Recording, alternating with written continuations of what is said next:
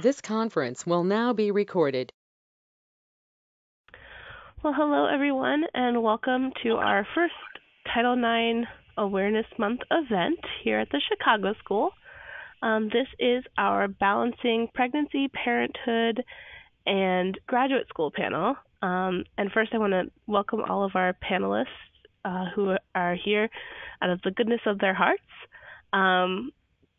And welcome them to the Chicago School, and then welcome any students who are joining us either online now or over recording later. Just as a quick introduction to Title IX here at TCSPP, we do offer accommodations for pregnancy and related conditions, and so we thought that this panel would be a very interesting one for all of our students. I'll go ahead and I will introduce each of our panelists and a short biography, and then we'll kind of jump into that. Our first panelist is Mackenzie Wood. Mackenzie is an assistant professor of criminal justice at the College of Western Idaho. Her areas of emphasis are victimization and criminological theory. She's published articles related to various types of victimization, including harassment, stalking, and sexual assault. Her current efforts are associated with investigating help-seeking behaviors of victims and identifying the prevalence of using social media to reveal incidents of victimization. She's also written articles for the Chronicle of Higher Education, including an article entitled "The Joy of Pregnancy in Graduate School." She's a wife and a mother to 2 children. Erin Graybill Ellis, is a PhD candidate in medical sociology and the sociology of motherhood at Texas Women's University, and she's an adjunct professor at the University of Texas Permian Basin. Her master's thesis, entitled "You Must Be Superwoman: How Graduate Student Mothers Negotiate Conflicting Roles," explored the lived experiences of 12 graduate student mothers from 5 universities. Her dissertation, "Giving Birth in the Ivory Tower: A Closer Look at the Unique Needs of Pregnant and Mothering Graduate Students," is a qualitative study of 50 different women from 39 universities who were pregnant and mothering during graduate school. Ellis is the mother of 5 amazing kiddos, 2 of whom were born during her graduate school. Her experience with those pregnancies are what prompted her dissertation topic. She's also a passionate advocate for student rights and mentors fellow graduate students on their rights as students, especially surrounding Title IX. She is also the founder of a virtual support group for graduate student mothers on Facebook that has 305 members from all over the world. Emily Higham is an area director at William & Mary University. When she started graduate school, she was already a parent to a daughter and had her second child during graduate school. Emily, is there anything you'd like to add?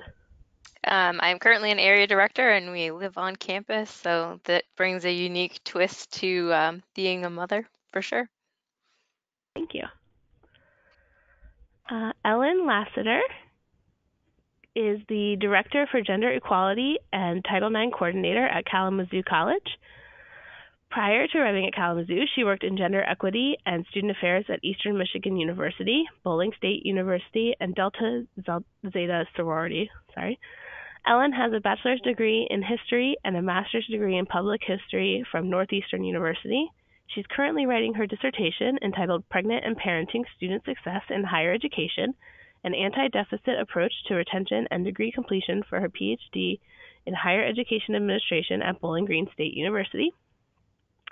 Ellen holds professional association with Student Affairs Professionals in Higher Education, NASPA, and the Association of Title IX Administrators, ATICSA, and served on the Michigan Campus Sexual Assault Work Group. She's the chair-elect of NASPA's Adult Learners and Students with Children Knowledge Community and a board member of the Michigan Breastfeeding Network. She cherishes her time at home with her husband, 2 young children, and dog. She's an avid college football fan, go Buckeyes, practices yoga, and tries to sleep in her free time. And then lastly, we have Brianna Bobbitt, who is a 5th-year TCSPP DC student. She's completing her internship at Pennsylvania Counseling Services in Harrisburg, Pennsylvania, working with mental health and substance abuse clients across the lifespan. She'll be completing her postdoc at this site as well. Her dissertation is entitled The Impact of Skin Tone on Perceived Black Racial Identity, a Comprehensive Literature Review. She's examining what the literature has found regarding the impact that skin tone has on how connected a Black individual is perceived as being to a Black heritage or racial identity. Brianna had her oldest son, Noah, during the beginning of her 4th year in the clinical psychology program. He is currently 1.5. Brianna recently gave birth to her youngest son, Jace, in March. She's on track to complete her PsyD program on time and is looking forward to walking in commencement in October. So those are our 6 panelists, and I am excited for this group to be together. Everyone has a lot of expertise and experience in this area, and I'm excited to hear what you have to say. So we will kind of jump right into it. And the first question that I have for each of you is if you could just share, a little bit about your story and your experience in this area, and the impact that it's had on you. Whoever would like to start. I'm happy to go. I wrote a little bit about this in my article to the Chronicle, but I was a graduate student preparing to graduate, writing my dissertation when I found out unexpectedly that I was pregnant. And I'd always anticipated on someday having kids, and I'd also anticipated on someday being a professor. I just didn't anticipate on it happening that early. So I went through the rest of my graduate school pregnant, and then I was on the job market while pregnant, and then I began my first job pregnant and had a baby a week into the first semester. So I had a really interesting experience. It was a learning experience, and it was really a great experience. But it has helped me empathize with students who are pregnant, students who have just given birth, students who are raising young children as well.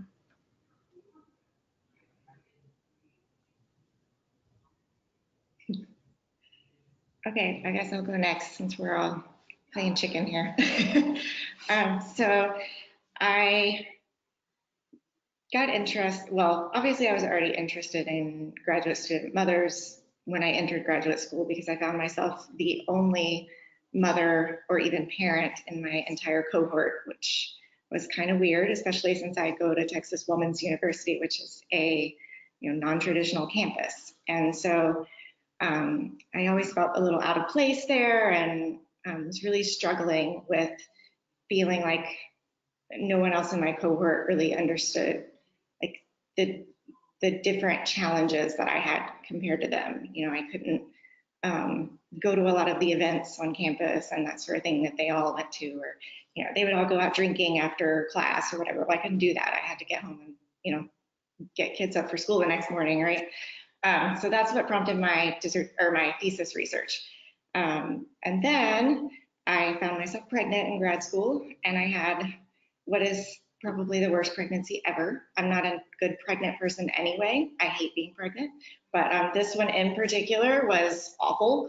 I gained like 120 pounds, and it was all fluid, and I had hypertension, and ended up having an emergency induction and all this stuff. And I had no support. My baby was born February 12th, so it was middle of the semester, and there was no leave, nothing. Even though I literally almost died having that baby, there was no support. And I found that really frustrating, again, especially because I go to Texas Women's University, and that to me is really frustrating that we're a primarily woman-centered institution, and we have no plan for students or for faculty who are pregnant. There's nothing. Our faculty are back in class teaching 2 days after giving birth. So anyway, that's what prompted my dissertation research, is that experience. I can go next. So as my bio said, I found myself pregnant at right before the beginning of my 4th year. And I'll say maybe a month and a half into the first semester, I was due. I remember not telling the program until I was about 5 months because I guess a fear of the communication is that, oh, your life stops when you have a baby, and the things that you want to accomplish, you can't accomplish until years later when they're older and all these things are figured out.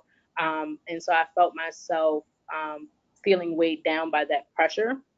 And so I waited a little bit to tell them. And when I went to tell them, I made sure that I had a plan ready because I was so close to being done and I didn't want to have to take any time off.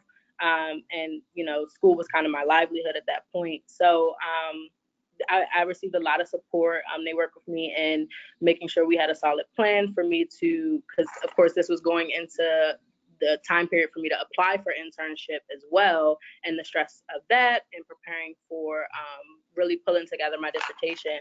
But the support was amazing, both from the program and also from my family as well.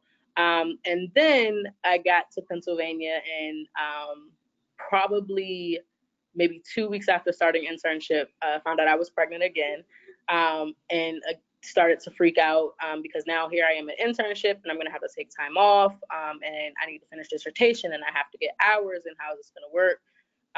And it also was a complicated pregnancy. And so again, I kind of waited until I was out of the critical period to share that information with them, but received support in that as well, and how to manage my hours, monitoring like stress levels, and then also the experience of letting clients know I'm pregnant and what that would mean as far as, me having to take leave. This actually was my first week back after giving birth to my youngest, who's doing great. But the transition has been not as scary as I thought it was going to be. And like I said, I'm proud to say that I'm on track to graduate on time. And I think just in communication with friends that I have that want to know, how are you managing this? How is this possible? Of course, everybody's experience is different. But I think, I find comfort in the idea that you can still accomplish your goals, and it's going to get hard and it's not always going to be easy. But just the idea of like not giving up through it while also enjoying, bringing life into the world and watching them grow up. So my experience going into grad school, we packed up and sold a 4-bedroom house to go live in a 1-bedroom apartment on campus, to live out my dreams. And luckily, my husband had been in residence life before we took that leap when he was in college, so it wasn't too scary for him, I guess. And so we went and moved, and very early in that first year, we said, all right, if we're going to have a second kid, we have, 1 month because we want this to happen over the summer. And we got lucky and it happened that quickly. So we were able to, go through, and I finished out my first year, and Addison came along in June. But we had to kind of, work through. My program coordinator was like, this is great. The program works around your life, not the other way around. So I had a lot of support there. But typically, if you were not working during the summertime, you were not supposed to live on campus during the summertime. So just having to advocate for myself and hey, can we not be homeless for the summer? That would be great. I'm going to have a baby in June. So we were able to stay on campus, and the next year moved to a 2-bedroom apartment with 2 kids instead of 1 bedroom with 2 kids. And so it was a really great experience. And then, the beginning of my second year of grad school, Addison came with me to classes for a couple weeks until she was able to start daycare. So again, I had that support, and helping other moms who live on campus and are moms, is a passion area of mine. I've presented at some conferences about that fact of living on, and eventually, like, I hope to move off, and being able to talk about that transition, and the transition of going from not having any kids to being pregnant to having kids while working, and having gone through that experience as a grad student, was it was a good one for me. But I know that in other places, not everybody has that support of either their assistantship or their program. So I was incredibly fortunate to have that experience.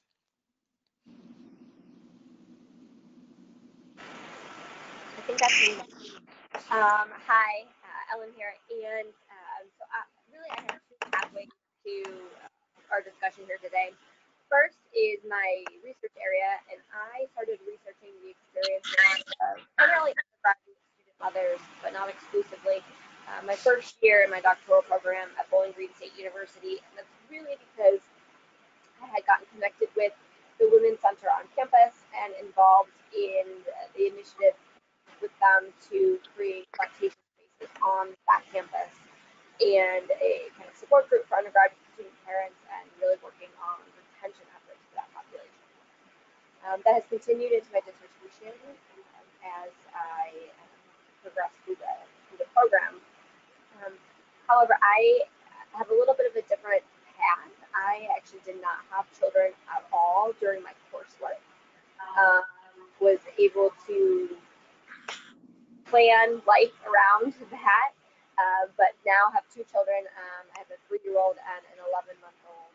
So as I've been trying to write my dissertation, started our family and welcomed our two kiddos, which has certainly thrown a lot of challenges in the way of finishing that type of research at that stage of the game. But that's also been really interesting for me to navigate researching this population that when I started was not a part of and now am. Even though my dissertation is specifically focused on undergraduate student tenants, of course, a lot of experiences relate. And I particularly look at using an anti-deficit achievement model with working with student parents because so much of the literature that's out there, and I think a lot of the rhetoric that a lot of us have heard and a lot of others have heard is that there's a lot of deficits. It's going to be in the student parents. You don't have the time, you don't have the money, you don't have the support, etc. And really switching that lens and looking at it from an anti-deficit perspective and the benefits and rights of undergraduate student mothers in their persistent efforts and their efforts in order to achieve that degree of that intrinsic motivation. So that's where I am. And then, of course, in my work, I am a Title IX coordinator. So every once in a while on our campus, we're a small private residential, so we don't tend to see that many students coming forward asking for accommodations for pregnancy-related reasons. That's probably a conversation in and of itself. But certainly from time to time in my professional capacity, do get an opportunity to support a student on our campus through Title IX.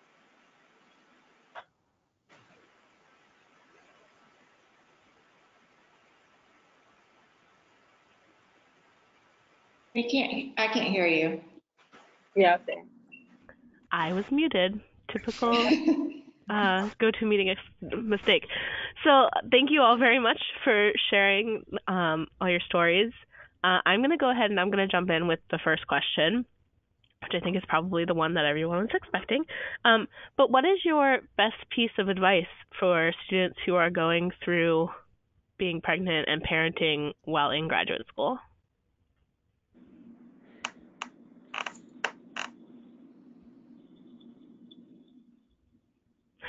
The thinker.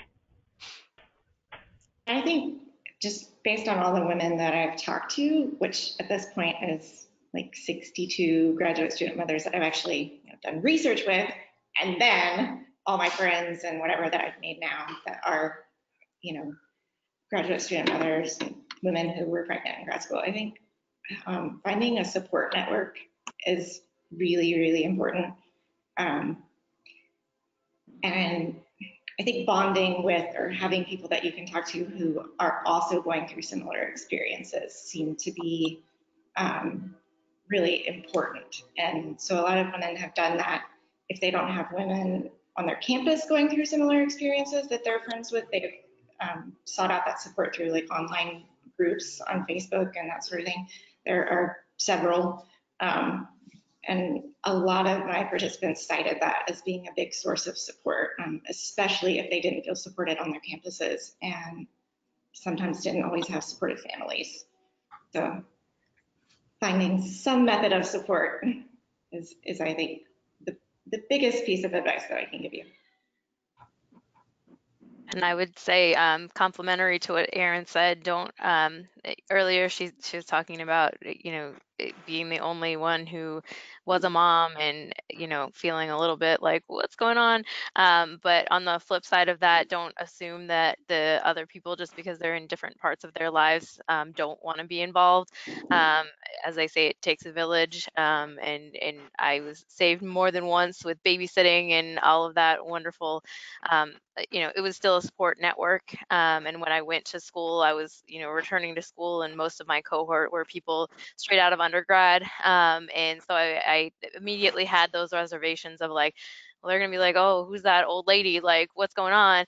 And it wasn't like that at all. And so even when I was pregnant, if people were, going out to dinner to celebrate somebody's birthday, I didn't let that hinder me, and it wasn't like, oh no, I'm pregnant, I can't go anywhere. I still, made those friends, and they're still friends now. And I think I taught a lot of people, you know, a lot of things about breastfeeding. They never thought they were going to learn that in grad school, and all kinds of things that they're like, my gosh, like wasn't ready for that. But they got educated real quick, when Addison had come to class with me, and they learned lots of new things. So it was just, a good.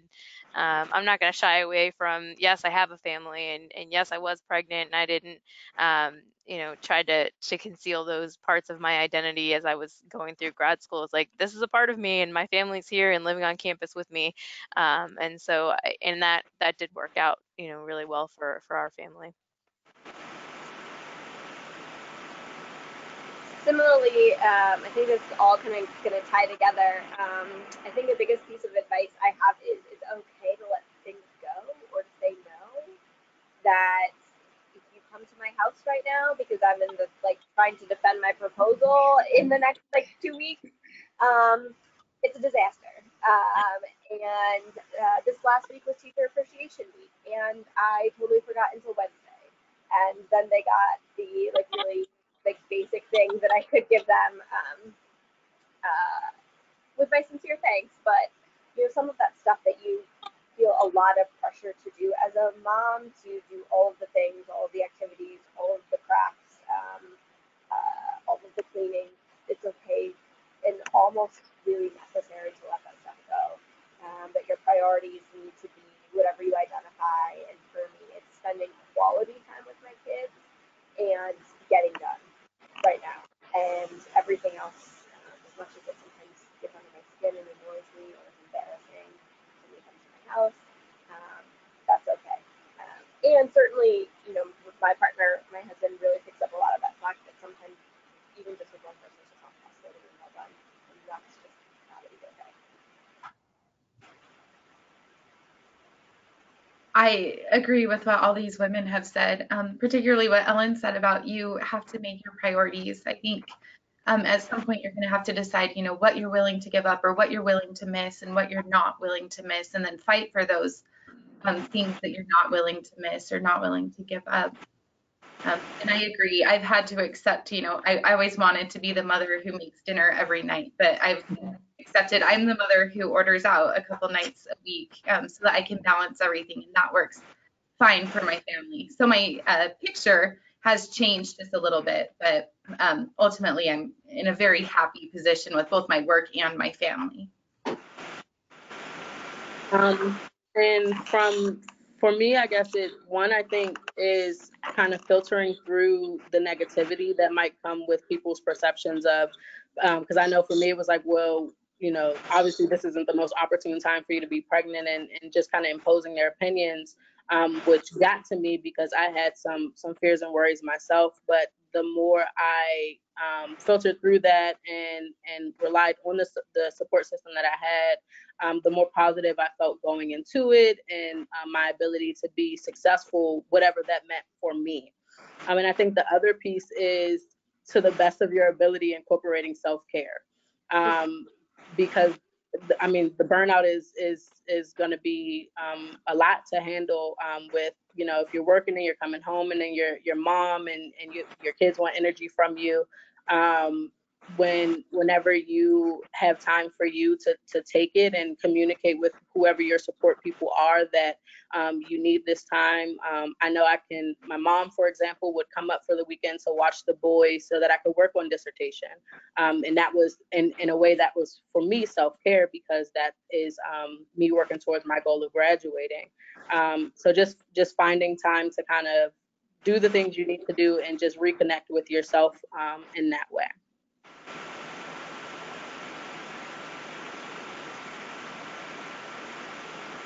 I think you're muted again. Thank you. I think those are all great pieces of advice. I'm just not going to mute myself from now on. I'd like to open it up. I know we have a few people who are attending online. Do any of our online attendees have any questions for the panel?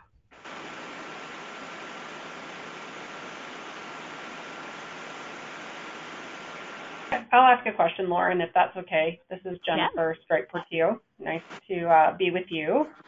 I'm just wondering, and Brianna, you sort of hinted at this in your comment about the sort of the structural challenges that you faced while pregnant and studying. And I'm wondering if you could talk about from the sort of through the student lens, what schools can do better for pregnant students. This is obviously coming from a Title IX perspective. But what do you think you would have needed that wasn't provided, or sort of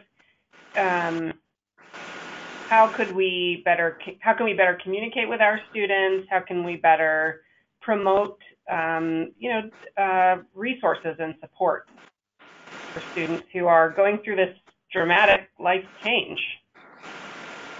Well, I guess starting out, and of course this is just my personal experience, but I had never thought that being pregnant in grad school was an option. Not overall, but just the idea that it's not something that's really talked about.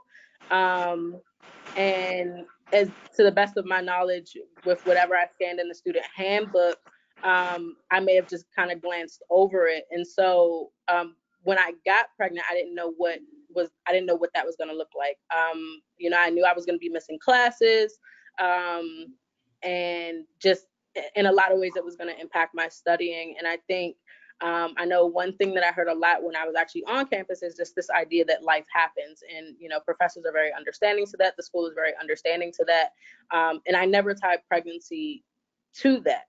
And so I guess in some ways just opening up the discussion more about it, or just about parenting while in grad school and what that looks like, in the event that your kiddo is sick, and you might miss more than a class more than what you're allowed to, and what does that look like? And I know that being open with my professors and verbalizing to them what my needs were and their ability to kind of meet those. So when I in my fourth year, when I had my first son and I knew I was going to be out during the semester, just being able to have professors who were open to communication about how can we work this out so that I don't have to retake the class or get a grade of incomplete. Would you be willing to allow me to go to meeting into class, and with outside of my healing time, my dedication to still completing the work that was necessary.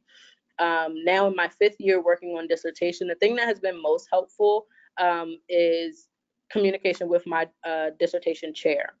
So letting her know that I was pregnant, communicating my plan to her and how that can be incorporated into everything that I knew I had to accomplish in order to successfully complete my fifth year. And just that continuous communication. And revising deadlines is necessary because, like I said, my second pregnancy was pretty rough, and there was a lot of ER visits and things like that kind of inflicted on my ability to meet deadlines for dissertation. But she was very open about, grading policies and connecting me with the right resources. So I guess keeping everyone informed from staff to professors, and then translating that information to students, I think would definitely be beneficial in that way.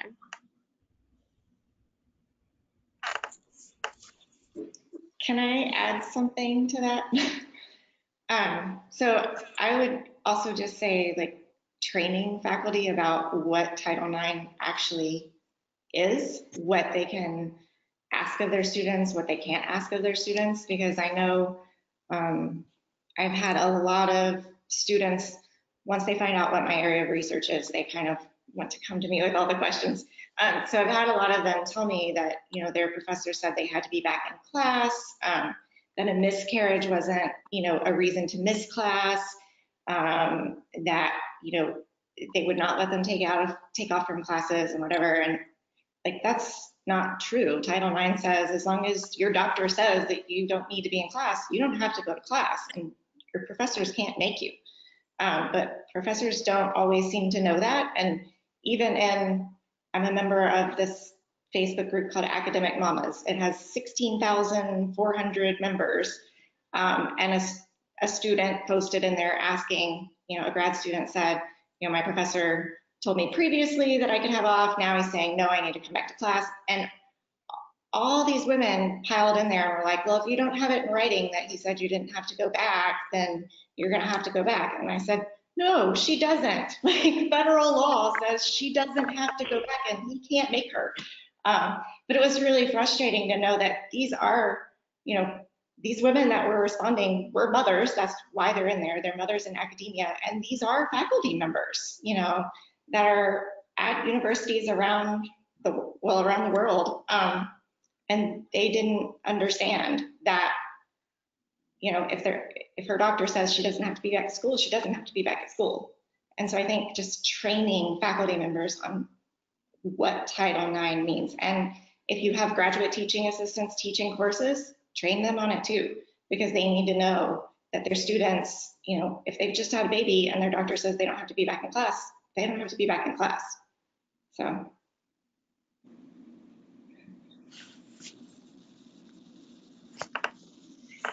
Great, thank you.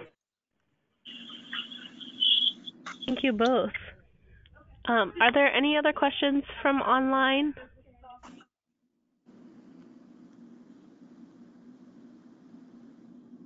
All right, well, I have more questions. Can you talk a little bit about how you balanced school and parenting life after giving birth?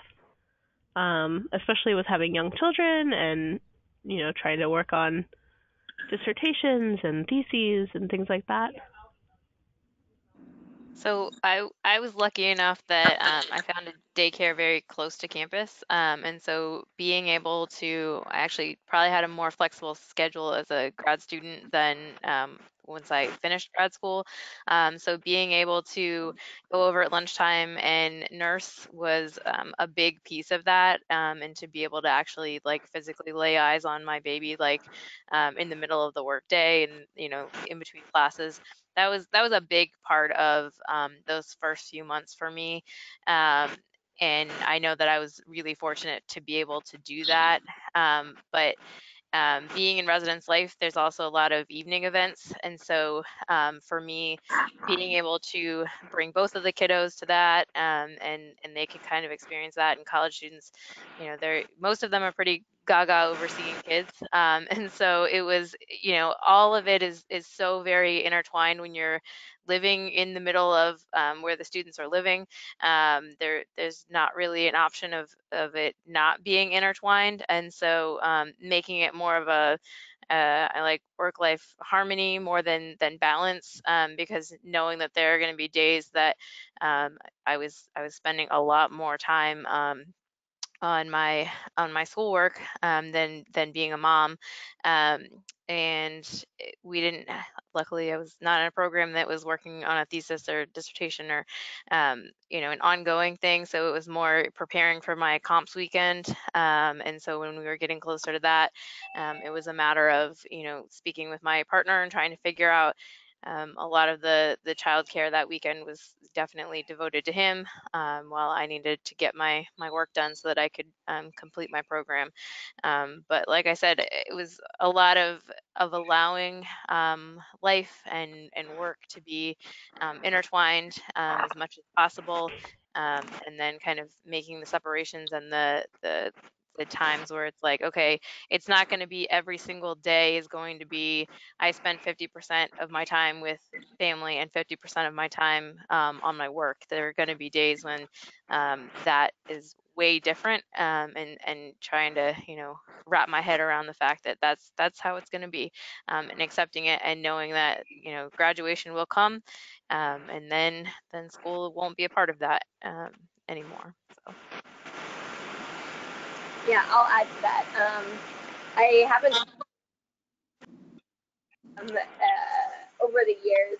So my oldest is 3, and I probably should have.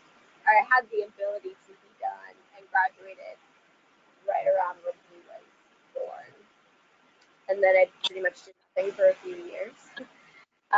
So don't do that.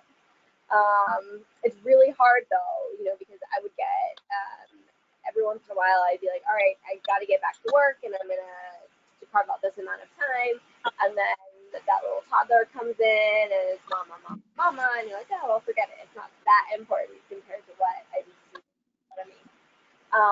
What has worked over the last year or so is having for our family, because my husband is also in student affairs. So oftentimes we both have evening and nighttime responsibilities or going in on the weekends, is that we have a really, really strict schedule. That this happens on this day, from this time we're doing this, and I know that he's going to be working late, so I'm not going to be able to do writing that night. But these other nights I am able to write from, for us what works is from about 8:30 to 10:30 for me to write, and then I usually leave the house on the weekend in order to do that, get some time away, because I've just found that there's a lot of stuff that pops up even if I lock myself into our office at home, which I'm super privileged to have. Like, the little hands still creep under the door, and you can still hear them asking for snacks outside, and Dad is wonderful and great, but sometimes they're just like there's nothing happening. So our balance tends to come from saying that this time is dedicated to family and this time is dedicated to research. It's worked for me, because when I try to kind of mesh the two together, I always pick family and never really prioritize anything else. And then the other thing that I have was really hesitant to do, but ended up going ahead and doing, was asking my supervisor to be able to dedicate a certain number of hours of the week to my research during the work week, and was able to kind of argue that I work in an academic institution, so having a terminal degree is a benefit to the president's office and to kind of the status of my office being on campus, and also that my research is directly related to my work in some way. That I usually spend 2 to 3 hours a week, if I'm able to. Some weeks it's just not going to happen, but if I'm able to, on research there. So trying to find little bits everywhere, but for me it's really been kind of blocking off specific chunks of time for specific purposes. And also, my kids are right outside the door right now, so I'm trying to do all of the things at the same time, and that's just the way that it is. And taking kids to work, and I'm really surprised that my 3-year-old hasn't run in here and you haven't seen it, because sometimes you just gotta you make it work, and you hope other people understand. For the most part, at the very least, people will just kind of laugh at you and think that your life is just chaos, and maybe it is, but that's okay too. And that's fine. You can think whatever you want. I definitely agree with the kind of setting the time with reason, because like I said, things come up. But that's kind of what has worked for me, is saying, okay, on Saturdays I don't have work, and dad is home with the kids, so communicating very clearly with him. So I'm gonna sit in the bedroom and I'm gonna do my work, and I'll pop out for however many minutes to spend time with you and the boys, and then I'll go back and complete whatever goal I had set for that day as far as my work was concerned. And also kind of with that balance as well, just in the spirit of clear communication, is letting my dissertation chair know when I felt overwhelmed, or letting my support system know when I felt overwhelmed, and not being afraid to ask for the help. And learning that many people are willing to step in to help you accomplish those goals if they're able to. And then lastly, for me, being an intern and not necessarily making a substantial amount of money, knowing the resources that were available to me, one, technically as a full-time student, and two, as an individual working at least 20 to 40 hours a week, looking at the state resources as far as daycare, because it's very expensive. And at this point, I have two kids. And so not having any shame and relying on the state to help pay for childcare so that things are more manageable on my end, and I don't have to stress as much about finding someone to stay home with my oldest, with my two kids, to watch them all day while I go to work. And so stepping out and doing that, and gaining support from the state in whatever way I was able to has definitely helped.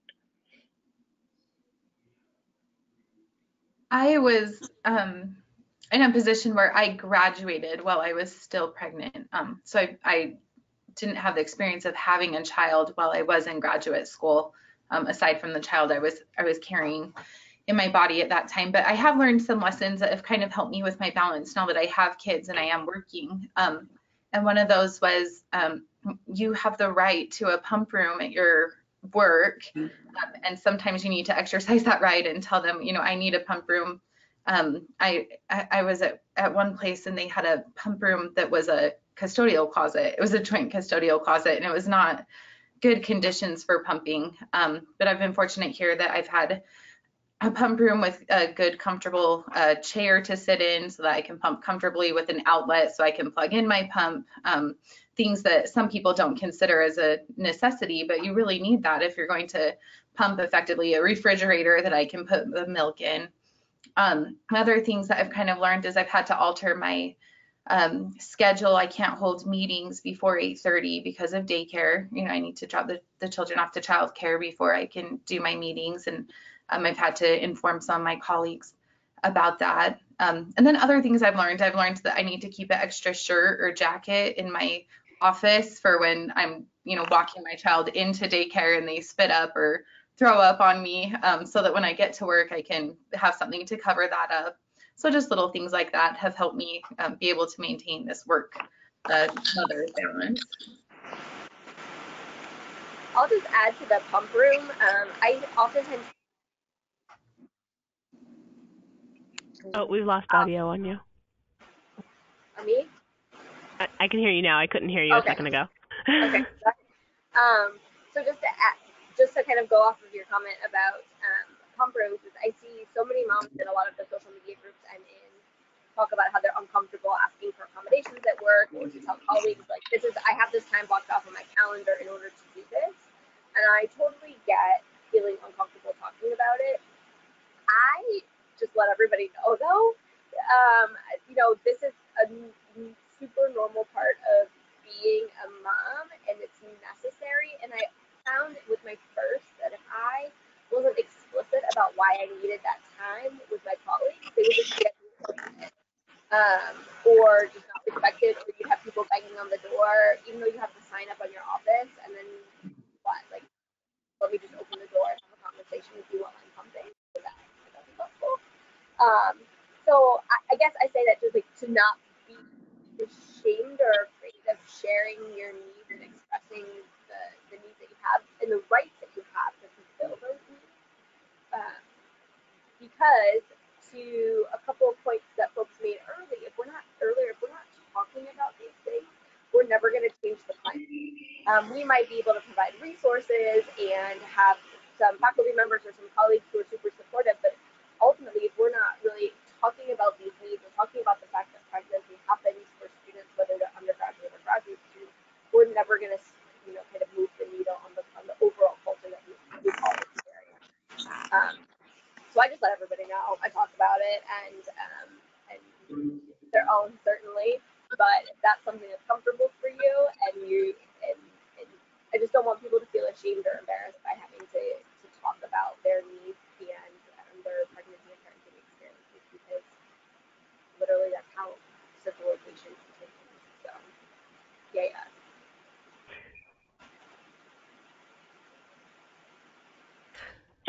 So as far as finding balance between school and my family, I spent the first 2.5 years at home and trying to work from home with first one baby who turned into a toddler and then a newborn, and now they're both toddlers. And it's become pretty much impossible to work from home with them now. The baby turns 2 in a couple weeks, and the older one is 3. And so a couple of months ago, I actually attempted to use the bathroom and leave them alone in the living room for 5 minutes.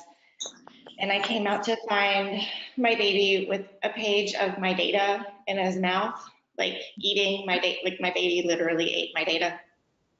Thankfully, I could print it back off, but it was still a little awkward. And drool covered, and yeah. And he also dumped out an entire package of push pins that day too. And yeah, so there were push pins all over the floor, and he's eating my data. And so it was at that point that I was like, this is not working. I need a place where I can go and write. And so my husband finally agreed that we could see about getting them into a sitter. And so they go to a sitter now 4 days a week, and my mother-in-law watches them the other day. But I don't know that I would call it balance. It's more like I'm all one or I'm all the other. So there are times right now where, I'm leaving for work before they're up in the morning, and then I get off work and I go write until midnight. And so, when I get home, they're in bed already. And then I'm back up the next morning and out the door before they're ever even awake. And so there are times right now where I don't see them for 3 or 4 days at a time. And that really sucks. And I don't think that that's a great balance, but also I've been in grad school forever and I really need to graduate. So I keep telling myself, I just got to finish writing this dissertation and then I can get out of here and I can have more balance, hopefully. But I've always referred to it more as an ebb and flow than balance. It's because sometimes things have to be really kid-centric, right? If they're sick or whatever, then I might spend, an entire week or 2 focusing solely on them and not doing anything related to my dissertation. And then it'll, swing back the other way to where I'm very dissertation focused and neglecting my children. So I don't know that balance is a term that I would use, but I'm doing the best I can. So I think we're all doing the best we can. And so we've got about 10 minutes left. So I kind of just wanted to wrap up with one final question. I haven't received any more in the chat box. So what would you say to someone who is going through this?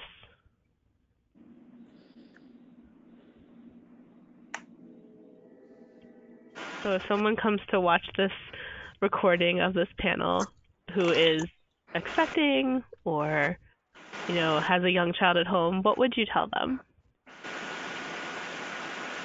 It's going to be okay. It might not feel like it right now. You might be managing chaos like I am on a day-to-day basis, trying to get everything done and trying to do all of the things at once. But it's going to be okay. Our kids will be great, and they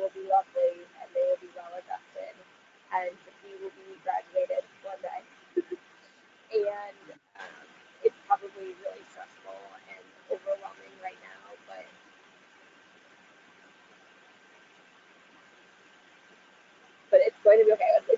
You can do it. You need to ask for some help, find your resources, whether they be campus resources or state resources, and just go with it. Let some things go.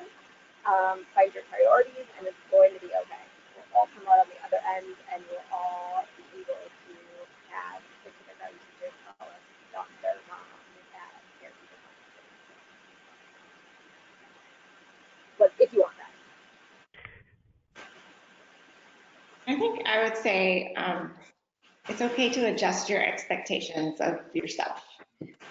So most of us who are in grad school, we're here because, you know, we've always been the best student, right? We've been the straight A students, and we're really motivated and high achievers and whatever. And sometimes once kids are in the picture, or if you have a really complicated pregnancy, sometimes things just aren't going to go the way that you think they're going to go. You know, that linear path that you thought you were going to have may like curve around a bunch, and that's okay. Like, give yourself a break. It's okay if it takes you longer than you think it's going to.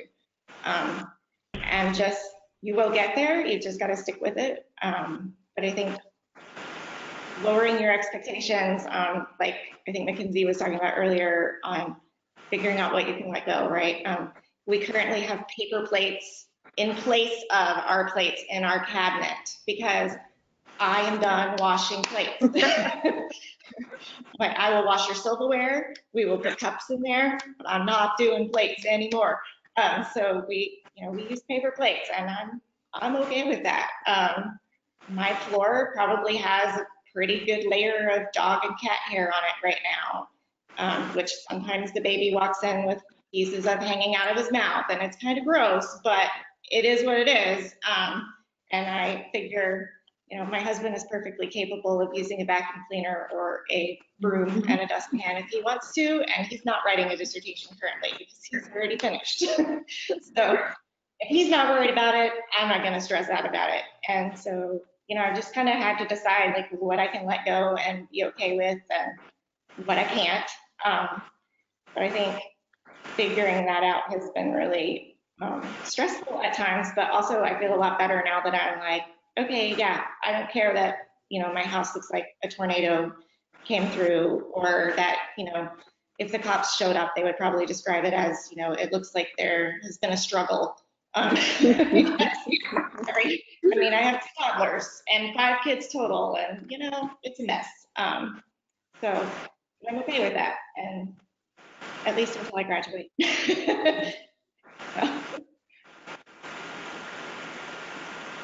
For me, I would say the first thing is breathe. Because I found myself just holding tension and just spiraling and not just taking a second to breathe and really tell myself it's gonna be okay. And then after that, you know, I think talk about it. Like talk about the experience of being pregnant, especially if it's your first pregnancy, and you have no idea what's happening to your body or what's happening in your life. But find your social support and talk about it. Talk about the difficult things, talk about the beautiful things, and just fully have that experience. And then lastly, I think, you know, find your resources, and, you know, try to educate yourself or find individuals who can help better educate you about what your rights are, and ways that you can better manage this life change that's happening both with grad school and also with parenting and being pregnant as well. I would say believe and embrace the people who call you Superwoman, because you are doing a lot at once. I have 2 master's degrees, and so I know what it's like to do it without being a mom, and I know what it's like to be a mom without being in grad school. And you know, putting all of that together, you're being Superwoman. And so sometimes, even if like you can't tell yourself that, there's going to be somebody in your life that is telling you that, and embrace it and believe it when you know, when the baby is up at, you know, every hour and you're like, everybody says you should be sleeping through the night by now. Yeah, you know, I have a 4-year-old, and I think we've maybe made it a a full week of sleeping through the night. So, don't believe the people who tell you like this is the exact milestone, but go out of your way to believe the people who are saying that you are Superwoman because you are doing a lot. Yeah, I would tell them congratulations. They should be congratulated for, being pregnant or just having a baby or raising children. And then I think I would also tell them to just go easy on themselves. I think sometimes it's easy to think, well, if I'm doing this, then I'm giving up time with my kids. But I've kind of come to learn that, maybe I'm doing this for my kids. There's an advantage to having an educated mother. And if the kids, they might not see that when they're 1 or 2 or 3, but I think they're going to recognize that when they're older. And then the last thing I would tell them is that there are seasons in life, and some seasons are exhausting and emotional and super hard. But I'm hoping, and I'm sure that there's some easier seasons ahead, maybe as the kids get a little older. And so I'm just trying to embrace all these seasons. I'll just add one more thing because I have found it to be really helpful. So every once in a while, often I feel like I'm being a bad mom by, giving up time or focusing elsewhere. I somehow found when my oldest was really, really little, just a couple of months old, the one sentence journal for mothers. You can get it on Amazon. And that is a practice that I have really come to appreciate because it's just literally one sentence a day, something that your kid did, funny or really beautiful moment. And I'm honestly not much of a journaler at all, but this has been something that I've really enjoyed because sometimes I feel like I'm missing stuff, like those days where you don't see them awake, like Erin was talking about. Like I still might write down something that my husband told me happened or that happened at daycare or with grandma or something like that. And because I kept feeling like I was going to miss something in these like very early years, and that's a practice that has really helped me, at least for a second a day, think about something really great that happened, even if I thought about my kids or gave very little attention to them for that day. So that's just a super practical thing if anybody is in that space and feels like that might be helpful for them too. Well, thank you to all of our attendees online, but also to all of our panelists. I really appreciate you all taking the time. I think you've given some really great advice to our students. And I also want to wish you all a happy Mother's Day this weekend. And I really appreciate you coming today. So thank you. Thank you. Thank you. Happy Mother's Day, everybody. Happy Mother's Day. Have a great weekend. Thank you very much. Thanks.